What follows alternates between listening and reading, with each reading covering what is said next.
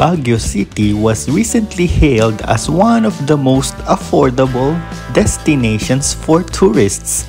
Kaya babalikan natin ang aming huling bisita sa Baguio City. Tara na!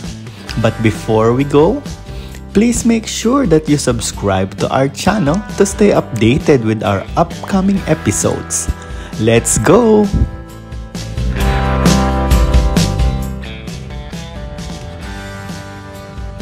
Peak season ng Baguio City from November to first week of March. Panahon kasi yan ng sobrang lamig and also maraming mga long weekends and holidays sa Pinas. Siyempre, di pa rin natin maaalis ang mga mahilig bumisita sa kanilang Panagbenga Festival. Kaya nga, itong bisita namin last year was made just right after the festivities para naman makaluwag-luwag ang traffic at hindi maubos ang oras namin sa biyahe. After our quick stop at the Lion's Head and Cannon Road, we took a peek at this seemingly creepy Laperal house, which is now being revived as a restaurant. Nagulat kami na wala na pala yung mga outlet stores dito sa loob ng Camp John Hay, which is the focus area for our episode today. Another tip, mga kakampo, kung marami naman kayong magta-travel, you are traveling as a group, we suggest to get a van or commute within the city itself instead of dadalhin pa yung sasakyan from outside Baguio City and makakadagdag pa siya sa heavy na nga na traffic sa lugar na ito.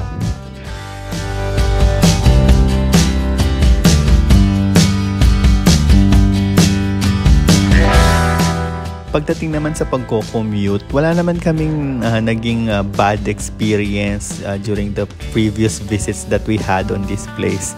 Sa mga taxi drivers nila or sa kanilang mga locals, very tourist-friendly ang mga tao dito. We just have to be really patient pagdating sa biyahe kasi nga crowded na rin yung lugar kapag peak season. But right now, we are actually taking a drive on the different picnic areas dito sa loob ng Camp John Hay. And hindi ko na ipapakita yung mga common na mga nilalakaran dito, no? Yung mga mini parks.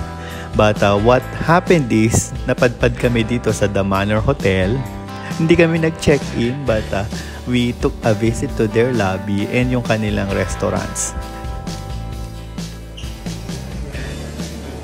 What I really appreciate in this place is that even though it's really giving us the impression na napaka-luxury and exclusive nila, open naman sila for walk-in visitors.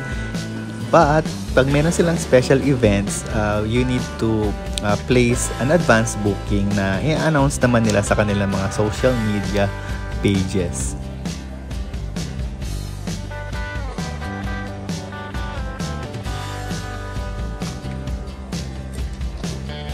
Ang tawag nila dito sa paggawa ng kape sa loob ng The Manor Hotel is siphon brewing. So they prepare it right beside your tables. And nakaka-amaze lang siya, no? So hindi siya yung normal na method ng paggawa ng kape. And yung iba umorder ng tsaa, kaya naka-brew din yung tsaa. Hindi siya yung parang sachet na nilulublob sa mainit na tubig. So ito, it's more of drip method yung ginagamit nila sa tsaa. And you can check the prices on their menu online or you can give them a call because I think ino-offer talaga nila to sa kanilang mga in-house guests, yung mga naka-check-in sa kanilang mga rooms.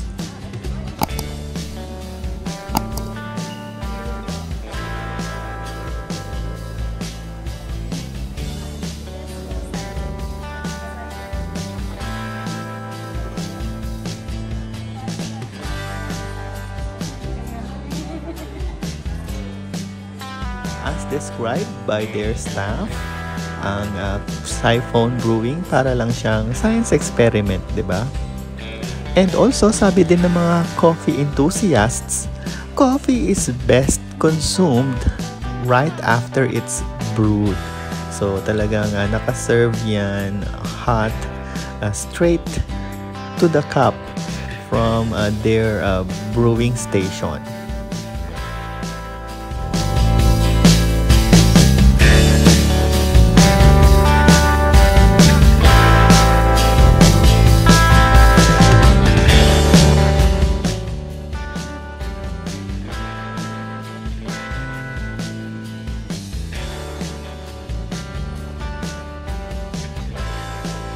So after natin magkape, ito, naglibot tayo dito sa loob ng Manor Hotel, Baguio. And this is, I think, it's actually 4-star hotel. And ang ganda nung kanilang design. It's more like a log cabin inspired. Marami tong mga wood accents, lalo na sa interior. But once we get to their garden, talagang mamamangha ka sa lawak at sa aliwalas nito.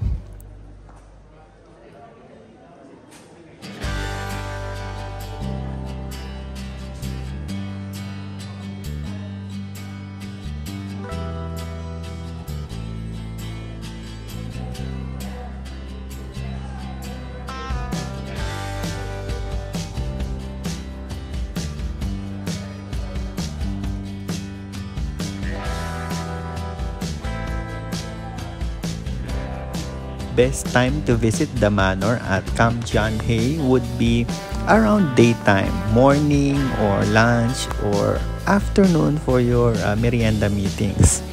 Because based on dun sa mga previous naming pagbisita dito, paggabi, medyo dim yung lighting ng kanilang hallways at nung lobby.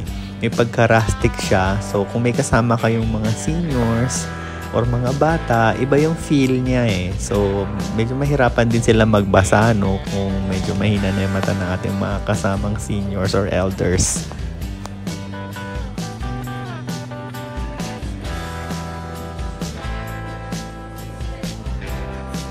During daytime, napakaganda ng lighting dito. Pumapasok yung natural light ng araw. Pero hindi mainit, no? Kasi tumatagos din yung lamig ng klima ng Baguio City because this hotel is sitting at 5,000 meters above sea level in one of these hilltops of Camp John Hay.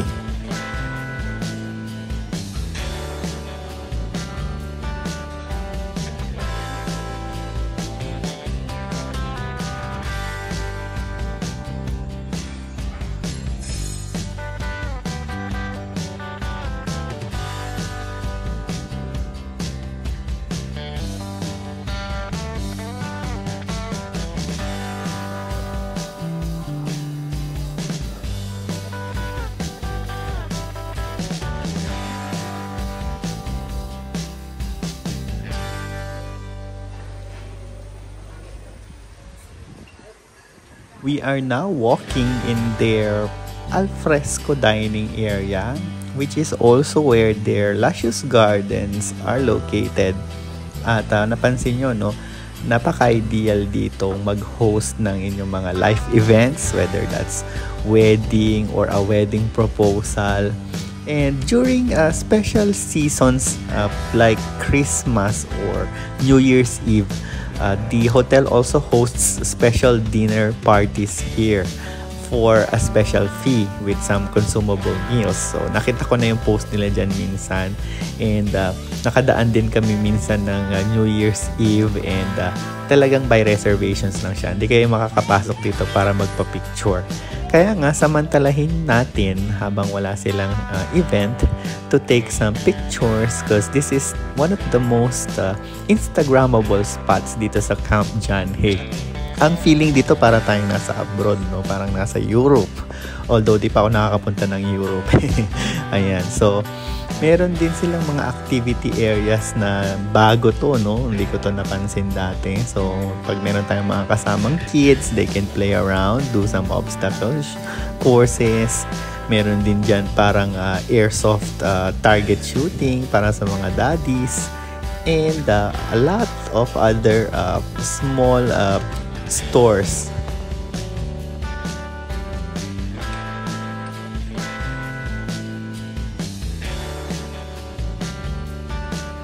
So meron din sila mga historical markers dito. May mga maliit na estatwa dyan, mga monuments to commemorate some history about the city. Since Baguio City was originally designed as a sort of like a mountain resort, a vacation city on a mountain top during the American era dito sa Pilipinas. So yan, may konti tayong history dito, no? So, ayan yung sinabi ko kanina na medyo masayang activity area para sa mga bata.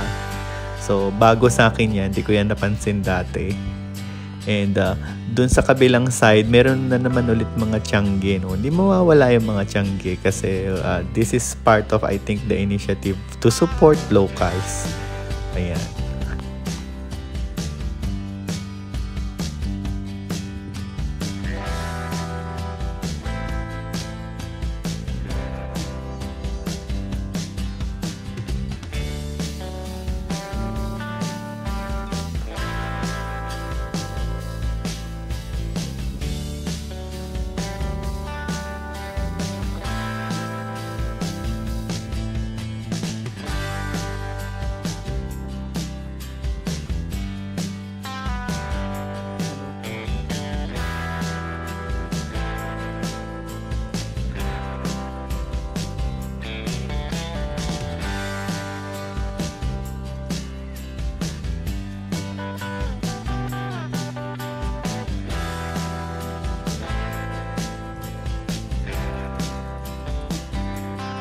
Alright, so dito na tayo lalabas.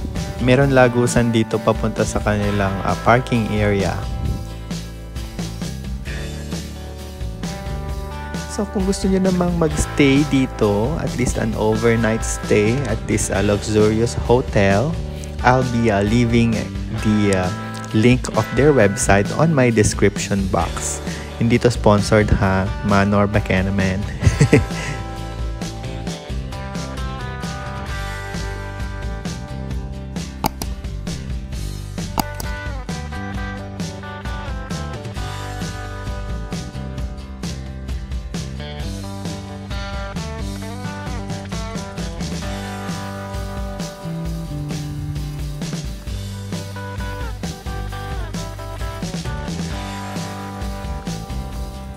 O yan, di ba bumalik pa ako? Nandun kasi sa restaurant pala yung mga kasama ko. Andun pa rin pala sila. And I can't really get enough of this great, wonderful view ng kanilang garden. No? Nakakaaliw talaga siya at nakaka-relax. So, record ko lang siya pabalik-balik. Well, kung tatanungin nyo naman ako kung magkano ang isang gabi sa Camp John Hay, specifically dito sa The Manor Hotel, ang sasabihin ko na lang is, prices varies depending sa season, but prepare some double digits, no? So I think minsan bihirang-bihira sila mag-promo na parang mga 9,000 or 7,000 a night. So it's normally beyond that ang isang unit dito sa hotel na to. But don't worry, again, hindi naman siya sarado sa mga walk-in guests. Pwede pa rin naman sumilip dito sa kanilang garden. At ito, hindi na to The Manor. I think this was one of the areas of Baguio Country Club naman. So, ito, bago din to. So, wala ito dati. Hindi namin to napansin during the pandemic periods. So, this was just 2023, yung kanilang Asian garden. Ayan. Meron tong entrance fee, ang minimal fee, I think nasa 40 pesos or 60 pesos during our visit. Or 30 pesos if I'm not mistaken. And walang tao, no? Kakakaaliw. So, sobrang daming tao sa Baguio, sinasabi ko. Pero itong area na to, walang tao.